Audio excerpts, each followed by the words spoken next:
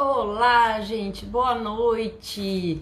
Hoje eu tive uns probleminhas técnicos, mas estamos aqui ao vivo, 18 horas e 10 minutos, 10 minutinhos de atraso, mas a gente vai ter o prazer hoje de conversar com a doutora Ana Tereza, que é ginecologista e mastologista aqui de Dourados.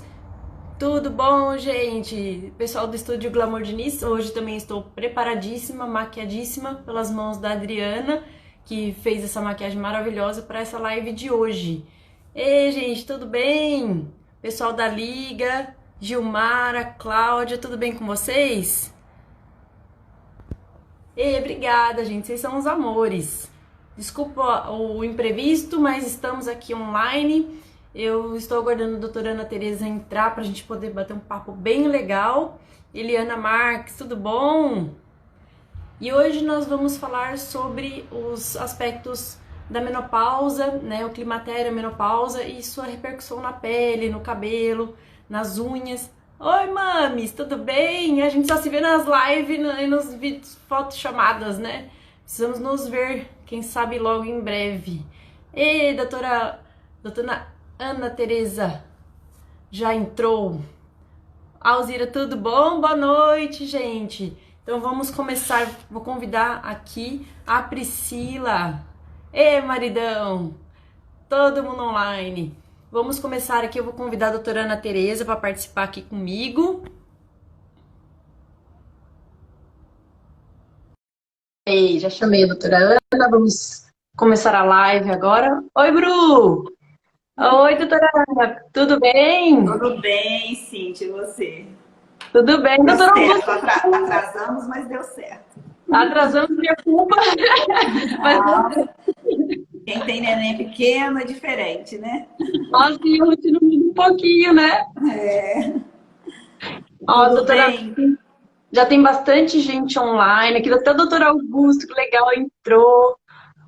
A Célia, a Bruna, a Priscila, o pessoal do estúdio Glamour Diniz que me preparou para hoje.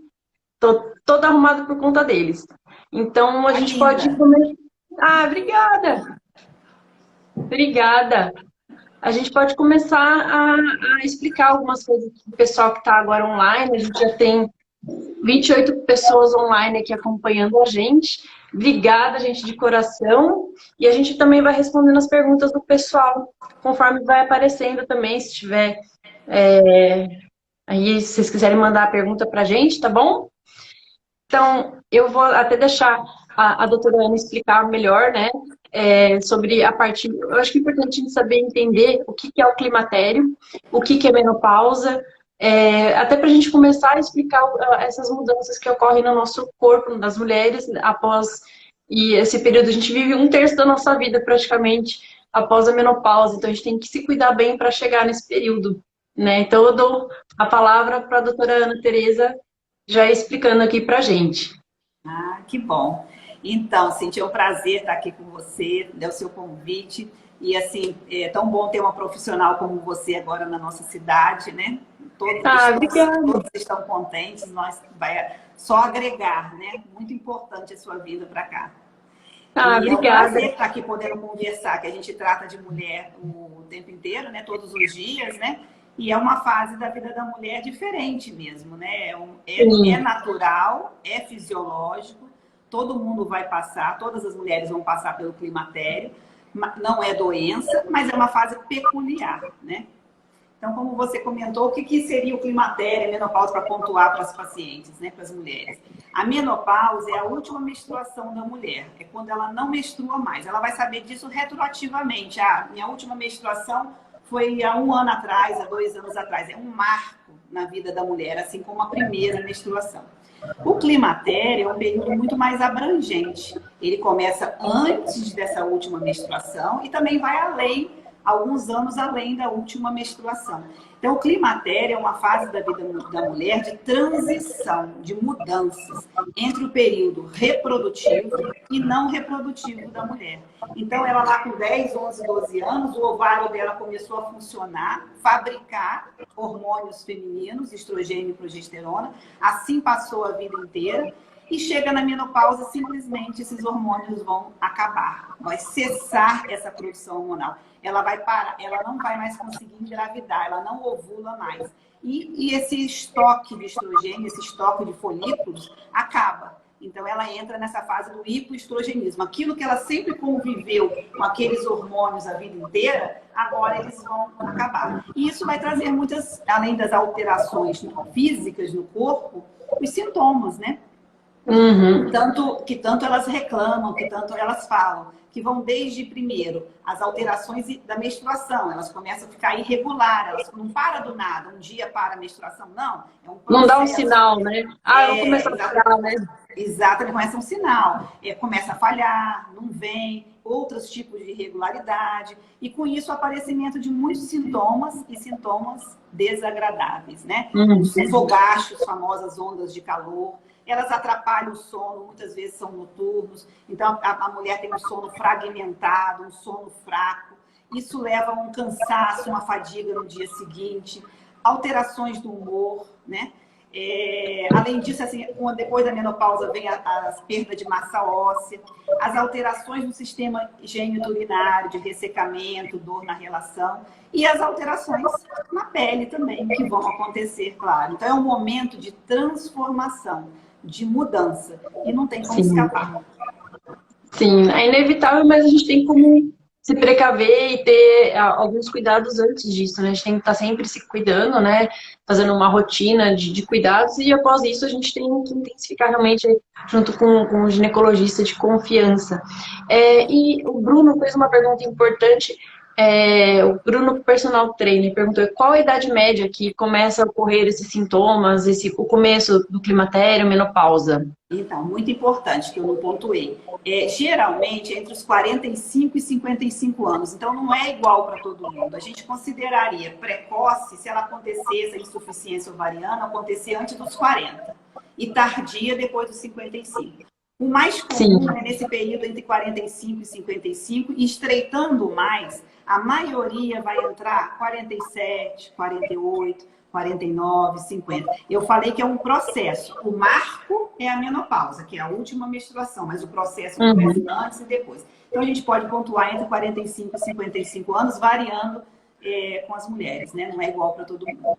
Sim, tem uma genética, né? Normalmente, às vezes... Também a idade da menarca, que é a primeira menstruação, etc. Né? A mulher já nasce com o número de óvulos, ela já está pré-determinada. E aí, na puberdade, começa esses óvulos, então, essa foliculogênese, né? Produzir os óvulos e os hormônios, e eles estão fadados a um dia encerrar essa produção. Ele já se sabe disso. A época vai chegar.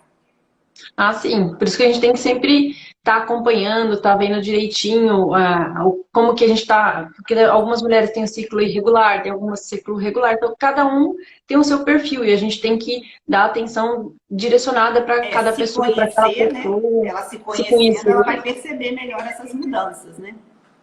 Sim. Ah, tá ótimo. E a menopausa intensifica o envelhecimento? O que a senhora percebe nas queixas das suas pacientes? Eu vou falar o que as minhas me contam também. Você tem que contar também. Assim, sem dúvida, o envelhecimento também é um processo fisiológico, todos nós vamos vivenciá-lo, né? Mas a menopausa acentua. Essa queda desse hormônio estrogênio, essa queda abrupta, causa, sem dúvida, um impacto nesse processo de envelhecimento. Por quê? Porque a gente tem os receptores de estrogênio na pele, né? Que estão relacionados a colágeno, elastina e etc. Então, a falta desse estrogênio, que não vai agir nesses receptores, vai levar essa pele mais fina, essa pele mais seca, mais opaca, sem elasticidade, que vai o quê? Acentuar as manchas, as rugas, as linhas de expressão. Vai acentuar, sem dúvida, esse hipoestrogenismo vai acentuar os sinais de envelhecimento.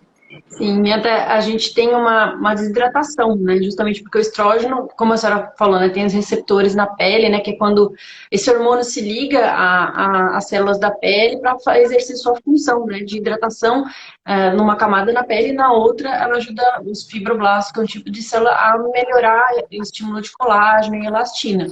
Então, quando a gente não tem esse hormônio produzido naturalmente, né, tem esse decréscimo durante o climatério e menopausa, tem uma taxa de diminuição de colágeno mais acentuada. Então, a partir dos 30, 35, a gente já tem uma produção que já é decrescente, então a gente tem que muitas vezes fazer reposição de colágeno, fazer procedimentos que ajudem a estimular um pouco mais esse colágeno, e depois da menopausa, essa taxa diminui cerca de 2,1 essa produção de colágeno ao ano. Então, você imagina, se a gente entra por volta dos 50 até os 80, a taxa de decréscimo de colágeno que vai ser até lá, né? E a espessura da pele vai diminuindo também, então ela vai ficando cada vez mais fininha, mais frágil, justamente porque também falta hidratação, né? Falta esse hormônio que ajuda na hidratação, no turgor, na parte do visto da pele, né? Então, isso a gente nota muito nas pacientes que tem aquela pele frágil, que faz qualquer batidinha, faz um roxinho. E isso daí, com o passar dos anos da menopausa, vai se acentuando mais se a gente não estiver tratando até preventivamente antes da entrada da menopausa. A gente consegue tratar depois, mas sempre a gente tem que pensar na prevenção, né? A gente consegue tratar, né? Vamos prevenir, né? E sem dúvida, e assim, como eu reparo, né, como as pacientes comentam nessa entrada da menopausa, que a pele é seca, que não assim, passa creme, elas se entopem de creme, o creme não consegue agir, porque não consegue absorver a água, né? Então vai ter que intensificar mesmo, e é a falta do estrogênio que provoca isso. E como você falou, esse processo a gente já sabe vai acontecer, mas se tem uma prevenção antes, quer dizer, se a pessoa já teve um cuidado com a sua pele, tudo nos anos anteriores, ela pode chegar melhor nessa fase. Por quê? Porque nessa fase vai cair. Como você comentou da perda do colágeno, chega a ser 30% de perda nos primeiros 5 anos da menopausa. Quer dizer, é drástico. É como se fosse mais, né? Aquele baque maior. E depois continua nessa escala do 2% ao ano. Então, ela vai perder. Então, se ela já cuidou também antes, ela já tem uma pele bem tratada, né? Bem cuidada, ela vai chegar melhor nessa fase. E aí vai continuar a se cuidar, né? Sim, né? A gente consegue amenizar esses efeitos. E até muitas pessoas, às vezes, só passando hidratante, a gente tem os hidratantes mais densos, dependendo do tipo de pele, do tipo de ressecamento. Algumas vezes a gente usa formulações não com os estrógenos, né? Mas com derivados semelhantes ao estrogênio, dependendo, até para melhorar a firmeza da pele, se não tiver nenhuma contraindicação, é lógico, né? E a gente pode fazer reposição de hidratação bioral. Então, alguns óleos essenciais, a gente consegue melhorar essa hidratação. Então, muitas vezes a gente precisa associar o tópico, né, a hidratação tópica, com a hidratação bioral também. Depende muito de cada mulher, de cada sensibilidade, do tipo de pele que a gente estiver lidando, apesar de, assim, a maioria das vezes a gente vê muito ressecamento e realmente é mais difícil de estar tratando. Deixa eu ver aqui as perguntas do pessoal. Silbetone. A gente vai responder isso. Vou voltar com a sua pergunta. A Melissa, fofa da Oncoclínica, estava lá conversando com ela hoje. Vamos falar sobre reposição hormonal logo mais. Deixa eu ver, só dar uma olhadinha aqui, se tem mais alguma outra pergunta, que eu vou voltando nas perguntas, tá, pessoal? Então, qualquer coisa, vocês me lembram também. A Sil fez uma pergunta importante nesse momento aqui. A ingestão de colágeno tem resultado positivo nessa fase? Na verdade, até anterior a essa fase, pode ser feita a reposição de colágeno, né? A partir realmente dos 30, 35 anos, a gente indica uma reposição oral de colágeno, de peptídeo de colágeno, muitas vezes com silício orgânico associado, que ajuda a estimular mais a colágeno na pele. Então, melhora a espessura da derme, melhora a produção de colágeno. Então, a longo prazo, a partir dos 30, inevitavelmente, a gente está usando a reposição de colágeno via oral. Tem uma melhora na hidratação e no estímulo de colágeno. Você está dando substrato, um pouco mais de substrato para a sua pele produzir mais colágeno. Vamos ver uma outra questão que é importante a gente ver. A gente até falou, né, a função dos hormônios femininos na pele, né, doutora Ana, que hidratação, estímulo de colágeno, né? Então vamos para a pergunta que a Sil Betoni acabou perguntando aqui sobre a reposição hormonal, né? Deixa eu voltar aqui na pergunta dela. deixa eu ver um pouquinho. Foi até o que a Melissa falou. Fale sobre reposição hormonal. Quando é indicada e quais os riscos? Aí isso eu passo a palavra para a doutora Ana, que é expert no assunto. Então, a reposição hormonal muito bem, assim, quando que ela está indicada, né? A indicação clássica é para o alívio dos sintomas climatéricos. Então, as mulheres não são iguais, elas vão vivenciar essa experiência, esse período da menopausa, cada uma de maneira individual. Aquelas em que os sintomas são muito nítidos e atrapalham a qualidade de vida dela, ela não é mais a mesma. Ela não dorme bem, ela tem fogachos, ela não consegue ter relação direito, a inibição do desejo sexual, dor na relação sexual. Então, e principalmente os fogachos, esses são as indicações clássicas para se fazer uma reposição hormonal. Então, ela vai ter melhora na sua qualidade de vida. Ela fala, eu voltei a ser quem eu era antes. Ela dorme melhor, acabaram os fogachos, ela exerce a profissão, ela exerce a vida social, matrimonial, sexual, etc., de uma maneira muito melhor. Então, a indicação clássica é para alívio dos sintomas climatéricos. E também para evitar a perda de massa óssea, que é a osteoporose. Então, as mulheres entrando na menopausa, começa a declinar essa massa óssea, começa a aumentar a reabsorção óssea, e no futuro elas vão ter o quê? As fraturas patológicas, do fêmur, quadril, etc. Então, a reposição hormonal evita isso também. Além disso, alivia os sintomas urogenitais, como eu falei, de dor na relação, infecções urinárias de repetição, irritação vaginal, etc. E tem também o bônus sobre a pele. Se nós acabamos de falar que o estrogênio tem receptor na pele, ele vai, vamos dizer, atenuar, abrandar, suavizar esse processo de envelhecimento. Uma das coisas também, Cíntia, que a gente falou sobre a ação do estrogênio, além do colágeno e elastina, da circulação, né, da vascularização. O estrogênio estimula a circulação. Então, se eu tenho uma pele bem vascularizada, oxigenada, um couro cabeludo oxigenado, né, ela vai ter melhora no cabelo, na pele, etc. Então, vamos dizer, outro bônus, outra vantagem da reposição hormonal é na pele. Mas ninguém vai usar uma reposição hormonal exclusivamente para isso. É como eu falei, é um conjunto, principalmente para aquele alívio dos sintomas. E quando essa indicação é uma coisa individual, é uma escolha dela, ela tem que estar bem informada, ela tem que estar ela tem que se conhecer, ver o quanto que essa época ela está sofrendo, quanto a sua qualidade de vida está sendo afetada, né?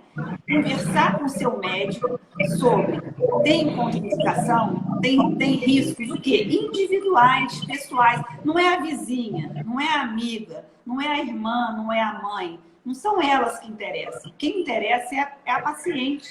Se ela vê que a qualidade dela de vida caiu e o médico, o ginecologista da confiança dela, vê que ela não apresenta contraindicações, ele vai iniciar junto com ela, nessa fase da vida, essa reposição hormonal e, sem dúvida, tem ganho em saúde, qualidade de vida, saúde como um todo, sem dúvida.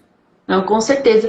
A Sil perguntou sobre algo mais natural, como um fitoterápico preventivo, para suavizar o processo. Então, os fitoterápicos, né, eles vão agir, os naturais mesmo, né, não chamados hormônios naturais, porque é reposição hormonal mesmo. Os naturais, eles vão agir mais assim nas ondas de calor, tipo enganando os receptores para melhorar esses fogachos. Mas eles não vão ter efeito na pele, na massa óssea, na vagina, na lubrificação vaginal. Quem devolve isso é estrogênio, é o hormônio feminino. A mulher foi banhada por esse hormônio durante 30, 40 anos da vida dela. E, de repente, ela fica sem nada. Ela fica sem nada, fica sem esse hormônio. E a reposição, gente, é um pouquinho desse hormônio. Ninguém vai fazer uma reposição para ela ter aquilo que ela produzia naquela época. É um pouco desse estrogênio para manter esse tônus da pele, esse colágeno da pele, da massa óssea, das cartilagens, da vagina, né? Para melhorar as ondas de calor. Então, um pouquinho para refazer isso. O fitoterápico não tem esse poder. Não consegue. Sim. É diferente, né? Indicação diferente. Realmente depende muito da queixa de cada uma, né? Tem uma pergunta interessante aqui da Solange. Ela perguntou se a reposição hormonal pode engordar. Então, é muito interessante. Todas fazem essa pergunta, né? o status da menopausa, ou seja, estar na menopausa, é um fator que faz ganhar peso. O metabolismo, com a idade, com o envelhecimento e com a menopausa, muda, ele começa a ficar lento. Então, nessa fase, tem que diminuir a ingesta calórica. Se ingerir X, tem que ingerir menos. E tem que aumentar a atividade física. Porque vai estar numa época em que esse metabolismo está lento e só favorece ao ganho de peso. A falta do hormônio, quer dizer, o status da menopausa é que vai levar a esse ganho de peso, a esse arredondamento da mulher, a esse aumento da gordura abdominal. Então, muita coisa que eu falo aqui é ruim, né? É só perda, escassez, e quando ganha, ganha gordura. Quer dizer, não é nada bom, né? O que a gente não quer na hora das vezes. Tudo que a mulher não quer. Só que e não se barriga, né?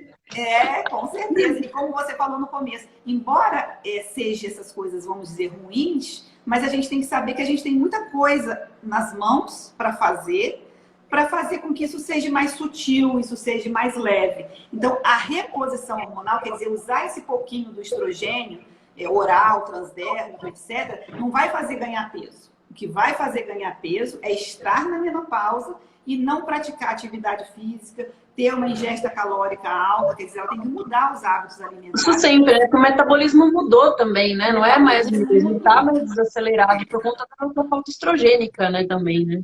Também. E se esse autoconhecimento, isso que eu acho interessante dessas conversas, né? É conhecer, saber assim, ela acha que está acontecendo só com ela, né? Que a pele está seca só com ela, que o ganho de peso é só com ela. Não é uma fase da vida. Então, se a gente conhece isso, a gente consegue produzir mais mudanças. Melhora na nossa saúde.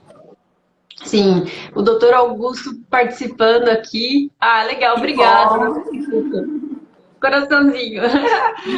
Ó, ele perguntou aqui o hormônio feminino melhora muito essa textura de pele, essa parte do ressecamento, né, vaginal. E ele falou da testosterona em baixa dose, se tem alguma melhora nesses sintomas também, se vocês chegam a usar, como é que tem sido isso atualmente?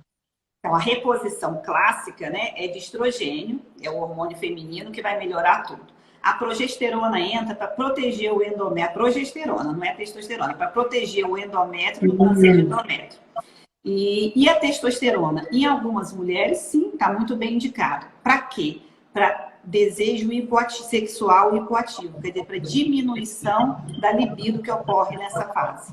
Então, sem dúvida, mas isso assim, afastando outras coisas, porque ela pode ter uma diminuição da libido relacionada a outros fatores emocionais, afetivos, pessoais, né?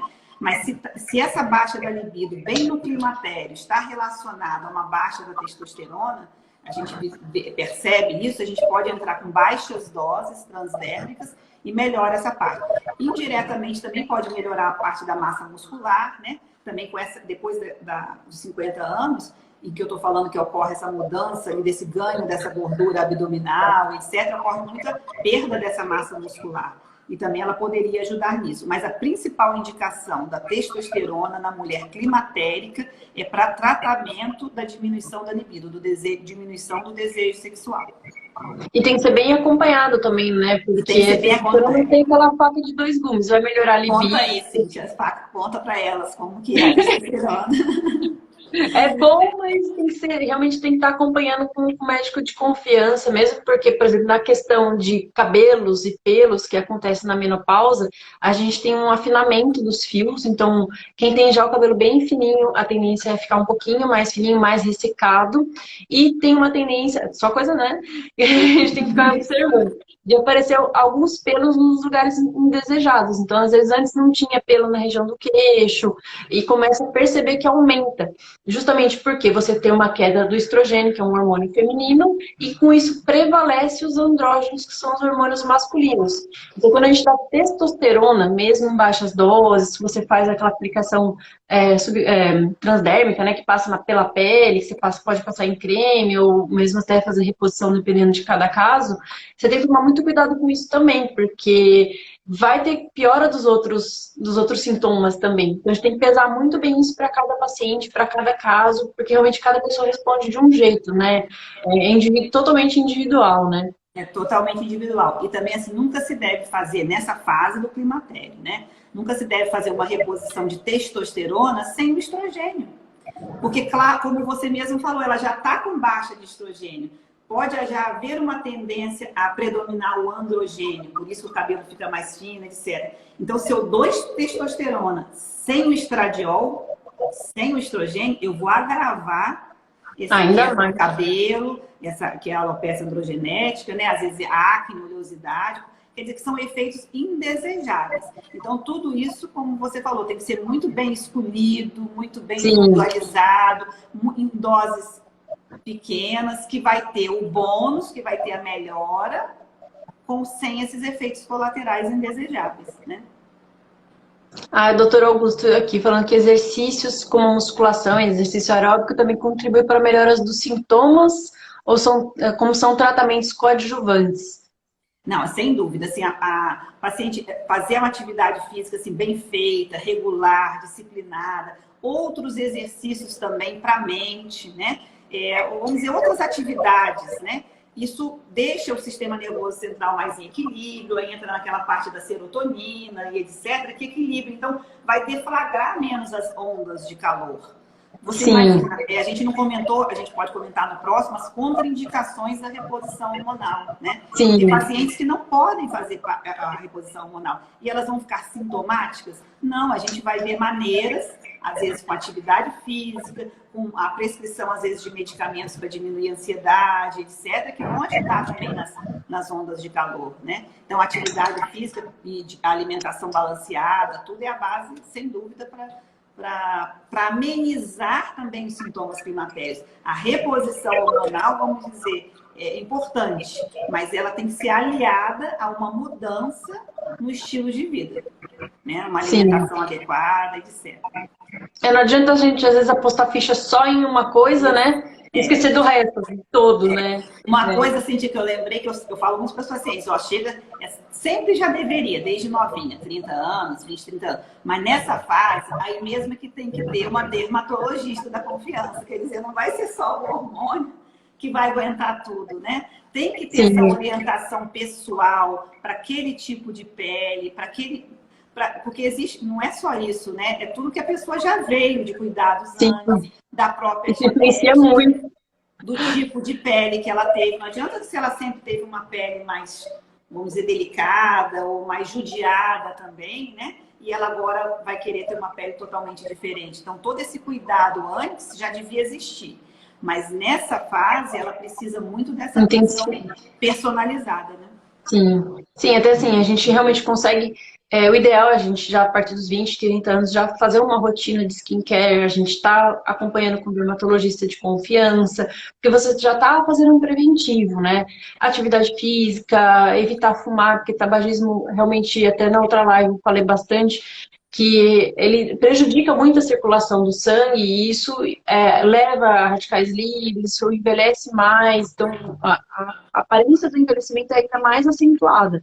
E depende dos cuidados que você já teve anteriormente. Você chegar aos 70, 65 anos sem ter esse cuidado, nem com dermatologista, nem com ginecologista, nem com médico nenhum.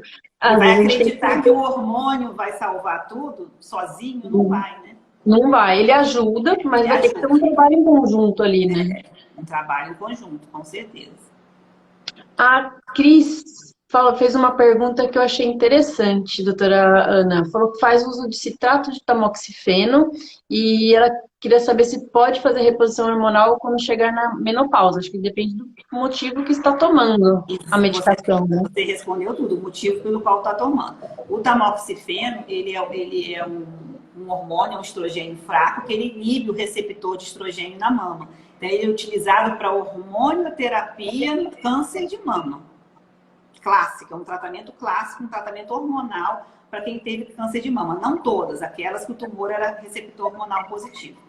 E pode ser usado o tamoxifeno também para pacientes que tiveram fizeram uma biópsia de mama e não deu câncer, mas deu uma hiperplasia atípica, que é uma lesão de alto risco para ela se desenvolver. Então, pacientes de alto risco podem usar o tamoxifeno como uma prevenção para o câncer de mama. Então, essas são as indicações clássicas. É usado também na ginecomastia e alguns casos de mastalgia, que é dor na mama, muito acentuada, mas é curto prazo. Enfim, é esse o tratamento. E aí a gente pode entrar nas contraindicações para a reposição hormonal. A principal contraindicação é o antecedente pessoal de câncer de mama. Então, se ela já teve câncer de mama com 38, com 40, com 45 e hoje ela entrou na menopausa, ela não, infelizmente é proibido, ela não pode usar a reposição hormonal. Ela vai ter que driblar esses sintomas, essas situações de outras maneiras. Então, as contraindicações é o câncer de mama, câncer de endométrio, uma doença no fígado grave, um antecedente pessoal de tromboembolismo, então ela já teve a trombose, já teve, né? Ela não pode usar a reposição hormonal, né? Doenças cardiovasculares graves, mas assim, lembrando, uma hipertensão arterial leve controlada, um diabetes controlado, não são contraindicações formais, né? E uma coisa muito importante nisso que eu lembrei agora é que a reposição hormonal, o ideal é que ela seja feita logo no início da menopausa. Para não ter chama-se janela de oportunidade. Ela tinha bastante estrogênio e de repente ela não tem mais. E é esse início, iniciando a reposição, que você tem mais benefício em prevenir massa óssea, em prevenir as doenças cardiovasculares, em prevenir essa queda drástica do colágeno, de evitar os fogachos e os sintomas. Quando a mulher demora muito tempo, já se passaram às vezes 10 anos de que ela menopausou, ela já está numa outra fase, essas transformações não aconteceram, não é que ela não pode, mas os trabalhos mostram que as doenças cardiovasculares às vezes já estão instaladas. Já deu tempo, né? Aí já não tem tanto benefício e já pode implicar em riscos. Sim. Então, lembrar muito disso, que é naquele momento em que a menopausa se inicia, se instala, em que a reposição hormonal, se ela não tiver contraindicações e a paciente quiser fazer, isso é uma decisão individual, ela que vai decidir, não é o médico, é a hora certa, é a hora melhor para ela se beneficiar disso. Sim, até porque não adianta, tá tudo. Já correu todos esses anos com esse decréscimo de colágeno, com essa alteração do corpo, alteração nos vasos, alteração sistêmica, metabólica, você vai conseguir voltar atrás, né? Então, realmente tem que estar bem com o ginecologista para poder fazer essa reposição, né? A Cris Almeida perguntou: pós-câncer de mama, pode tomar colágeno? Sim, não tem problema. O colágeno não interfere, não é contraindicação, né? Nesses casos, a terapia de reposição hormonal, como a doutora Ana Tereza já falou, sim. Mas o colágeno não tem problema. Realmente, a gente começa a partir dos 30, pelo menos 35 anos, dependendo de cada caso, a repor os peptídeos de colágeno, que é o colágeno já quebradinho, com uma mais fácil absorção. Porque o colágeno não é uma substância fácil de a gente absorver. Então, a gente normalmente associa com vitamina C, que isso potencializa a absorção dele no intestino, né? Longe das refeições, né? Normalmente com frutas cítricas ou até iogurte ajuda um pouquinho mais na absorção dele, né? E a gente às vezes usa, como eu falei, o silício orgânico, que tem comprovadamente, cientificamente, estudos mostrando que ajudam a melhorar a firmeza, a textura da pele a longo prazo, e isso a gente começa a tomar e não tem prazo para tirar. Na verdade, o ideal é não tirar mais, né? Não, a gente, até para as pacientes minhas que fazem os bioestimuladores de colágeno, qualquer tratamento que a gente vai estimular colágeno, a gente tem que estar começando a tomar um tempinho antes, ou logo em seguida já começar uma reposição de colágeno, que você está, como eu falei, dá mais substrato para sua pele melhorar a firmeza, né? Uso de laser. Doutor Augusto, quando a gente fala sobre o uso de laser, o laser, a gente tem vários lasers atualmente, tem várias indicações, né? Então, a gente normalmente usa para melhorar as linhas finas, as manchas, melhorar a textura da pele, né? Então, força uma renovação da pele para melhorar o colágeno, ainda deixar mais firme e uma viçosidade melhor, né? Uma textura melhor. E muitas a gente tem que estar preparando a pele antes disso. Então, antes de laser, antes de peeling, antes de microagulhamento, qualquer procedimento que a gente vai fazer, a gente tem que estar com a pele preparada para ele. Você ter uma resposta melhor no seu procedimento e tem menos chances de efeitos colaterais indesejáveis que são inerentes de qualquer tipo de procedimento. A radiofrequência também é bem legal para ajuda a estimular um colágeno seu, né? Então a gente muitas vezes associa a radiofrequência com bioestimulador de colágeno para ter uma resposta ainda maior na produção de colágeno. Às vezes tem alguns trabalhos que mostram até 600% de aumento de colágeno com esses tratamentos associados. Então a gente consegue fazer um tratamento bem legal, bem individualizado para cada caso. A linha Magalhães perguntou sobre a tibolona. Sim, então, a tibolona, ela é um hormônio muito utilizado na reposição hormonal e que ele se transforma em estrogênio, progesterona e na testosterona. Então, ele tem uma atividade boa ali também, androgênica, melhorando essa parte da libido também. Então, ela é uma reposição hormonal clássica, usada no climatério. Vamos dizer, uma opção que o ginecologista tem de oferecer a tibolona para a mulher. Antigamente, associou-se que talvez a tibolona não aumentasse o risco para câncer de mama, mas depois foi demonstrado que ele aumenta. Também a gente pode comentar sobre isso. A reposição hormonal, seja ela oral, o estrogênio, a progesterona ou a tibolona que se transforma neles, né? A reposição hormonal, ela aumenta um pouco o risco para câncer de mama. Então, isso é clássico, né? Perguntar assim, a senhora é contra ou a favor da reposição hormonal? Eu sou a favor, para quem pode, para quem quer, para quem precisa e para quem pode tomar, né?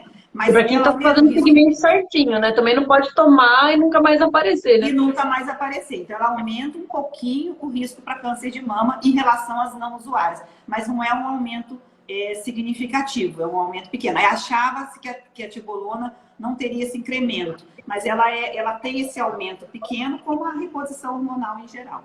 Mas é uma boa opção para o climatério. Sim.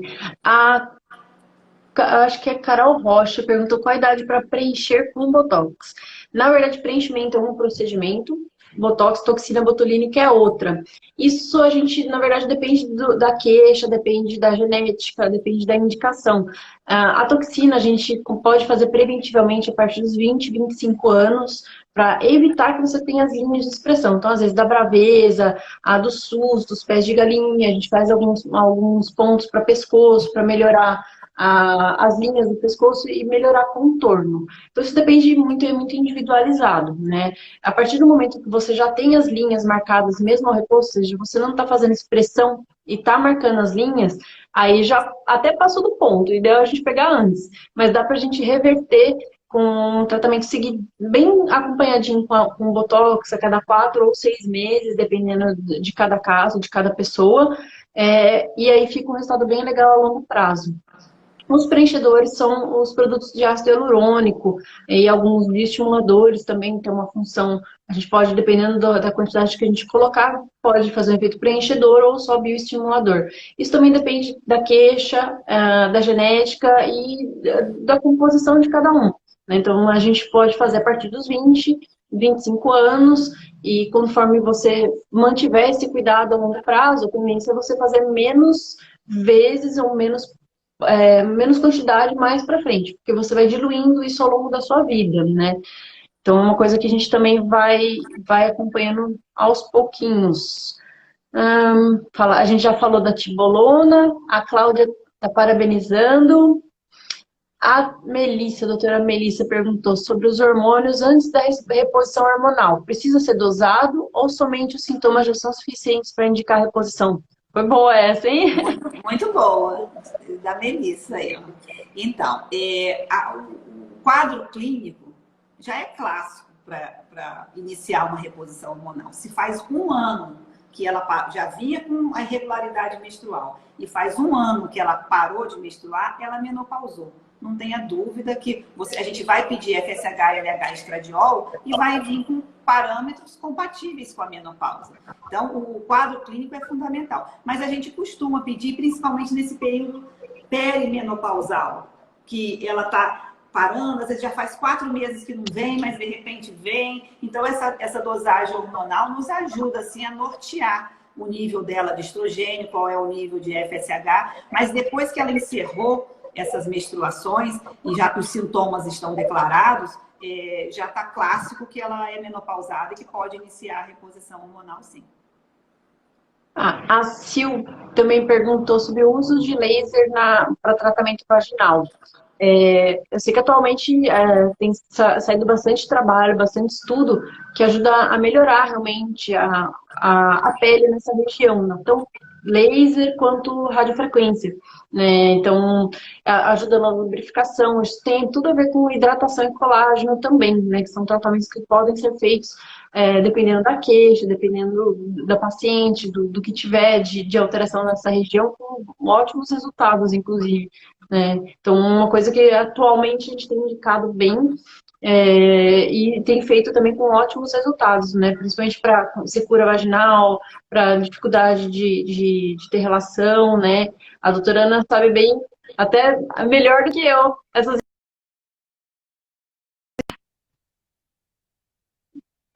Porque tem pacientes que não podem fazer reposição hormonal, como a gente comentou, né? Que tem contraindicações. Sim. E elas sofrem desses sintomas urogenitais. A falta do estrogênio deixa a vagina fina, perde aquela elasticidade, perde a lubrificação, e com isso ela começa a ter dor na relação sexual, né? Além de outros sintomas, às vezes coceira crônica, que é o prurido crônico, etc.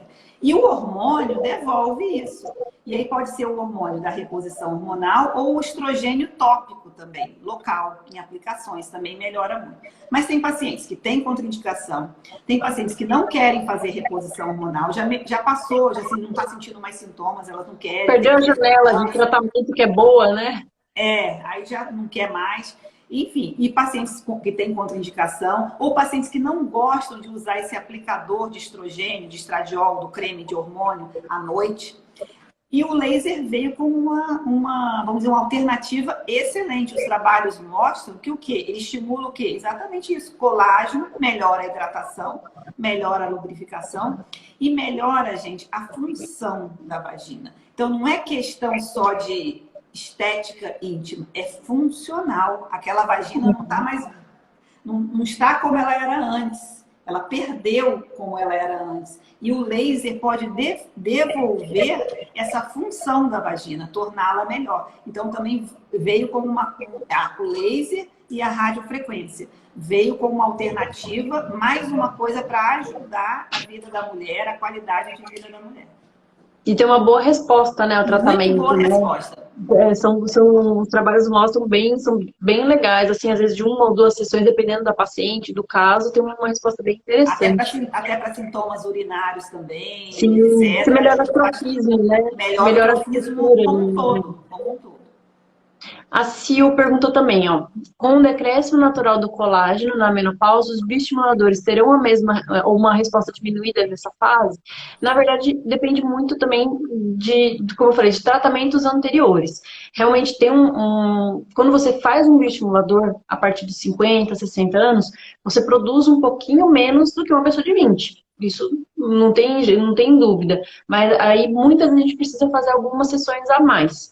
Mas depende do que você já fez anteriormente. Então, se você já cuidou bem da sua pele, se você já fez uma radiofrequência, se já fez bioestimuladores antes, às vezes você vai precisar de menos sessões do que uma pessoa da mesma idade, com os mesmos tratamentos que você fez, entendeu? Você deixou de fazer um tratamento antes. Então, depende muito da característica individual de cada um. E tem pessoas, às vezes, de 50 que produzem mais colágeno do que uma de 30. Porque a gente não tem como mensurar quanto que você vai produzir de colágeno. A gente vai ajudar a estimular. Só que o que tem nos trabalhos é que aumenta até 600%. Então, tem uma pessoa que vai aumentar 600, tem outra que vai aumentar 500, tem outra que vai aumentar 700, entendeu? É uma média. Uma média mas a gente aplicando esses produtos melhora muito a longo prazo, naquele momento, e principalmente a longo prazo, porque os bioestimuladores a gente tem que esperar pelo menos umas 4 semanas, porque ele vai estimular o seu colágeno na pele. Então, não é uma coisa que igual um preenchedor que você põe e já dá o resultado. Muitas vezes você vai esperar um pouquinho mais para ter essa curva do colágeno mais aumentada, para você ver uma melhora mais acentuada. Muitas vezes a gente até às vezes aproveita esse aumento dessa curva para fazer uma nova aplicação, para ter um resultado ainda melhor. Mas depende muito de resposta totalmente individualizada mesmo. Deixa eu ver se tem mais pergunta aqui. O pessoal parabenizando. A Kátia, Sculptra estimula o colágeno do rosto? Sim, Sculptra, o ácido polilático, é um dos produtos que a gente usa como bioestimulador de colágeno. Então tem ele, tem hidroxapatita de cálcio, tem o Elancê, que é um produto mais recente, mas o Elancê tem uma durabilidade um pouquinho maior, mas ele também vai dar um pouquinho mais de volume, então ele é meio termo. E hidratação injetável, que são os skin booster, também dependendo da indicação e da linha que tiver, do que tiver que tratar, né? A Ilza, feliz de ter visto a senhora, a doutora Ana, aqui, médica maravilhosa. O pessoal elogiando. Que bom, obrigada. É muito bom, né? Bom, é muito bom poder conversar, poder orientar, né? Sim, trocar ideia, levar informação para todo mundo. E eu acho que a pessoa tem muita dúvida nessa parte da menopausa, climatério, né? Que quando seria o momento ideal de iniciar o uso de estimuladores de colágenos injetáveis para prevenir as alterações desagradáveis que ocorrem na pele com o climatério? Na verdade, o ideal é que você esteja já em acompanhamento com o seu dermatologista, com o seu ginecologista a partir dos 20, 30 anos. Que aí a gente pode fazer um preventivo, né? Agora, realmente, mesmo se você nunca fez nenhum tratamento, você, a partir de agora, fala, não, agora eu quero me cuidar, a gente consegue. Tem um resultado bonito, natural, a longo prazo também. E a gente melhora muito a flacidez com esses tratamentos, principalmente quando a gente faz tratamento combinado com tecnologias e os injetáveis, né? Então, a resposta ainda mais acentuada de colágeno. E se a gente ainda fizer uma reposição oral do colágeno com silício orgânico e ainda acrescentar o tratamento tópico, às vezes com derivados estrogênicos, ou com hidratação comum, mesmo se não precisar dos derivados, já vai te ajudar muito mais a ter um efeito bacana e legal. E de manutenção também que seja bom, né?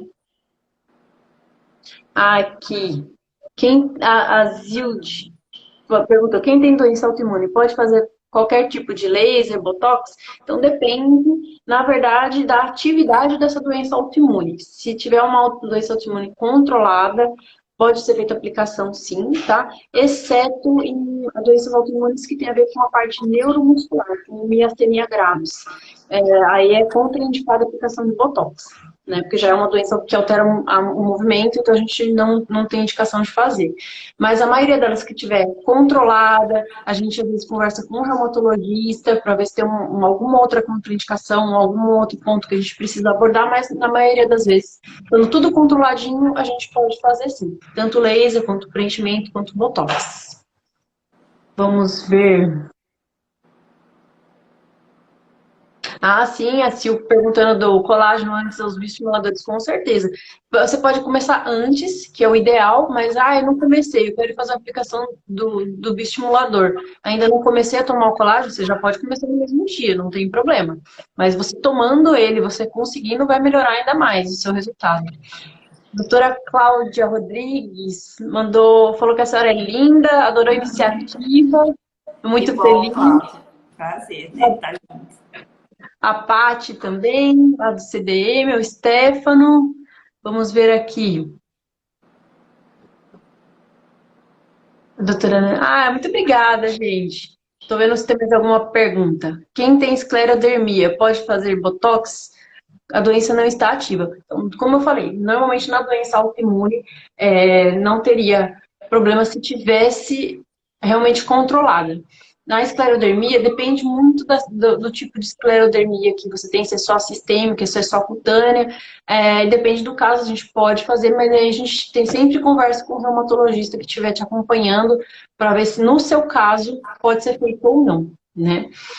Olha aqui.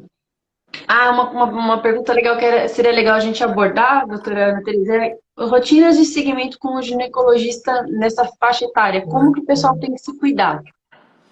Então, tem que cuidar desde cedo também, assim como com o dermatologista, né? Mas chega nessa fase da vida, a mulher realmente tem que frequentar mais o ginecologista para ela reconhecer mais essas alterações que acontecem, entender o que está acontecendo, né?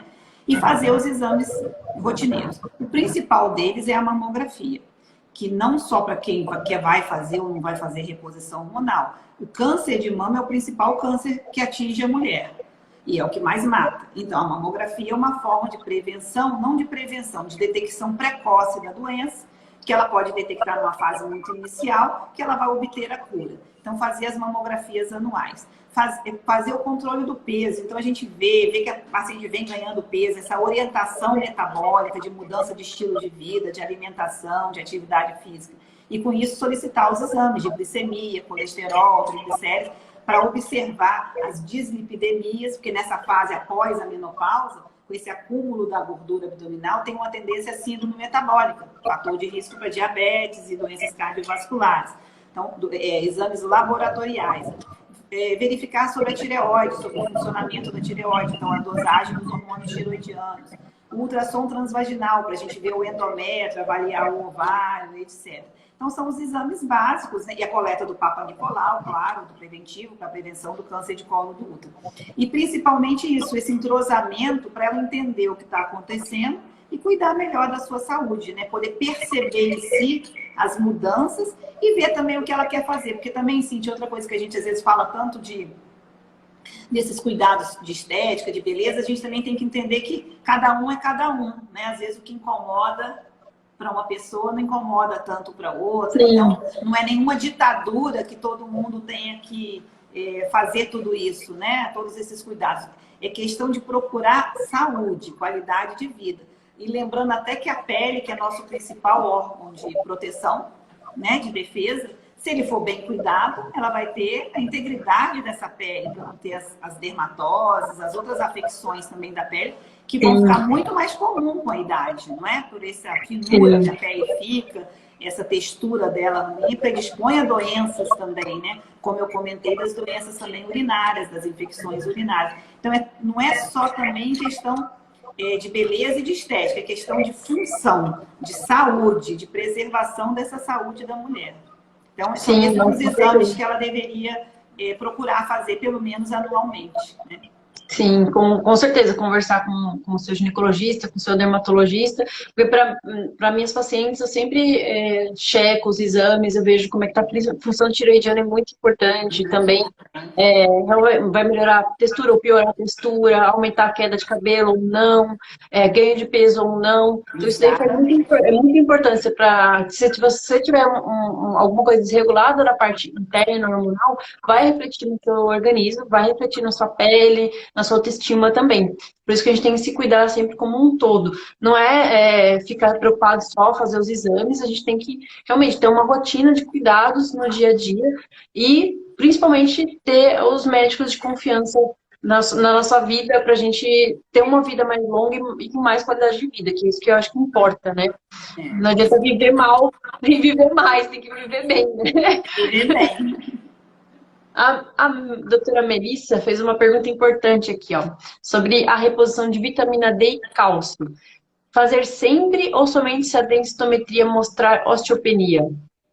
Então, geralmente, nessa fase aí do climatério, a necessidade é maior, né? Precisa dessa suplementação, sim, de cálcio e de vitamina D. É óbvio que se já tiver no processo de osteopenia, é importante. Mas hoje que a gente vê que as pessoas não se expõem ao sol, vivem fechadas nos ambientes, né? Geralmente essa vitamina tá baixa, vitamina D tá baixa, precisa de suplementação, sim. E de cálcio também, porque não adianta você também estimular atividade física, que vai incrementar também o osso, etc., e não ter um aporte de cálcio suficiente. E na dieta, às vezes, elas não conseguem ter esse aporte necessário de cálcio diário. Então, geralmente, a gente preconiza, assim, a suplementação de cálcio e vitamina D na pós-menopausa. A gente não precisa esperar aparecer na densitometria, né? A gente já pode fazer o preventivo antes. Eu oriento meus pacientes, eu não vou passar... Tem muitas que me falam, não vou passar o protetor solar porque eu preciso de vitamina D. Gente, passa o protetor solar, onde você toma sol mais, você vai precisar fazer mais essa região. Vai ficar mais manchado, vai envelhecer mais, tem mais risco de câncer de pele. Então, você precisa de um solzinho antes das 10 da manhã, depois das 4 da tarde, toma um pouquinho de sol na coxa, na barriga, nos lugares que não estão escondidos, que já não estão fotoagredidos. Pouquinho por dia já te ajuda bastante, né? Exatamente. Então, porque não vai pegar sol, mas vai com chapéu, com filtro solar no rosto e pega na outra região, né? E num horário bem de sol menor, né? De intensidade menor. De raio solar menor, né? Olha, a Mel. Já expliquei. Ah, a Mel que disse como tomar sol de forma segura. Então, nesses horários, como eu expliquei, né? Passando o seu protetor solar mesmo, gente, se estão ficando em casa, tem luz, tem sol que passa pela janela, passa pelo menos o protetorzinho de manhã. Ajuda a controlar a oleosidade para quem tem pele oleosa, ajuda a não desidratar tanto a pele de quem tem pele seca. Então, assim, pelo menos de manhãzinha, vocês aplicam o protetor nas áreas expostas. Pensa a longo prazo, gente. A gente não pode pensar pontualmente, a gente tem que pensar que a gente tem muitos anos pela frente ainda que a gente tem que viver bem. Inclusive, semana que vem eu vou fazer a live com a doutora Melissa sobre câncer de pele, gente. Vocês vão adorar também. Vamos Ah, assistir. vamos, todo mundo. A Adri, live maravilhosa, muito esclarecedora, amando. Obrigada por vocês participarem, gente. Tem uma pergunta aqui, doutora Ana. Qual a idade... Ai, perdi. Peraí. Qual a idade tem que fazer densitometria óssea? Então, assim, não tem uma idade certa, mas vai ser sempre após a menopausa. Então, você imagina, uma pessoa que entrou precocemente na menopausa, às vezes com 42, 43 anos, essa perda de massa óssea vai acontecer cedo. Então, geralmente, é a partir de uns 2, 3 anos que ela pode já ter essa perda de massa óssea. Aí já pode começar a fazer a densitometria. Então, é mais pelo marco da fase de estar na menopausa. Se essa densitometria dá normal, não há necessidade de repetir todo ano, porque ela estava normal, ela estava com uma massa óssea íntegra. Aí pode aumentar o intervalo para ver se a partir dali vai começar a cair. É importante dizer que vai cair. A massa óssea nossa vai cair no decorrer da vida. A gente atinge um pico de massa óssea lá até os 30 anos. Então, depende muito, aí que é a história do hormônio. Não depende só da reposição hormonal evitar a perda de massa óssea. Se eu formei um osso ruim na minha infância, adolescência, ao adulto jovem, quando eu começar a perder na menopausa, eu já entro rápido. Opa, só perdemos um pouquinho a conexão aqui. Vamos aguardar a doutora Ana, mas é isso que ela estava falando, gente. Realmente, se a gente já tem uma massa óssea ruim, né? Voltou? Voltei. Então tá. Pode continuar, doutora Ana. A senhora está falando quando já tem um osso que não está legal, que não tem uma massa óssea adequada, aí cortou desse momento. Então tá, que acho que tentou entrar uma ligação. Então, a quantidade de massa óssea que a pessoa formou ao longo da vida. Quer dizer, a nutrição na infância e na adolescência, a atividade física, a genética, outros fatores, uso de corticoides, tabagismo, fazem também que a massa óssea seja ruim. Então, se chega na menopausa e esse índice de massa óssea está bom, alto, ela vai demorar a cair, fazer a osteopenia e fazer a osteoporose. Se ela já entra na menopausa com uma massa óssea que não foi legal, ela vai cair e já vai rápido para a osteopenia e para a osteoporose, né? E que são as fraturas patológicas, que inclusive são causas de morte e etc. Então, geralmente, a densitometria ela começa a ser feita ali 2, 3 anos após a menopausa para verificar como que está a massa óssea dela inicial e se está ocorrendo essa queda ou não. Isso a gente pode transportar para queixa de flacidez e da pele também. Se você já veio fazendo o seu banco de colágeno, já veio se cuidando, você chega na menopausa, você tem aquela derme um pouquinho mais firminha, então aquela pele mais firme, não está aparentando tanto a idade, que o importante, gente, não é passar a idade no IG, é não passar na gente. A gente pode esconder, ninguém precisa saber. E você viver bem e viver com qualidade de vida assim. Então, assim, se você já chegar com um cuidado preventivo, com certeza você vai ter uns tratamentos, vai ter um decréscimo mais acentuado na menopausa, com certeza. Isso é fato, isso é estudo, é científico, é provado. Mas se você chegar melhor, você vai responder melhor os tratamentos, você vai ter uma melhora de qualidade de pele, não vai sentir tanto essa flacidez, tanto esse ressecamento. Realmente, então, tudo isso depende de como você chegar na melhor idade, na menopausa, depende muito de como você viveu a sua infância, a sua juventude, né? Então, a gente tem que pensar sempre em frente, né? Tudo é estilo de vida, né? Que a gente, tudo é estilo de vida. Que a gente adquire. O cálcio é importante, porque assim, tem muita gente que fala, eu vou precisar tomar cálcio. Gente, na alimentação você consegue suplementar bem, então comer leite, derivados de leite, iogurte, queijos, a não ser as pessoas que tenham restrição e não possam comer ou por restrição dietética mesmo, ou por ter uma mentalidade que não é o tipo de alimentação ideal. Aí sim, aí você vai ter que repor de alguma forma. Mas se você conseguir repor isso na sua alimentação, fazendo uma alimentação balanceada no dia a dia, muitas vezes você está repondo isso, você já está se ajudando. Uma atividade física, como a gente tem batido muito em pauta aqui, vai te ajudar a formar um osso melhor, vai te ajudar a melhorar a flacidez. Não é só da pele, é do músculo. Então a gente tem que melhorar isso também. Gente, tem 24 segundos para encerrar a live. O Instagram está nos dando tchau. Agradeço muito, doutora Ana Tereza, pela participação. Vamos marcar mais vezes. Vamos. Obrigada, Cíntia. Adorei também, viu? Muito bom, muito informativo. Foi muito esclarecedora. Agradeço a todos. Também, beijo no coração. E vai ser gravado.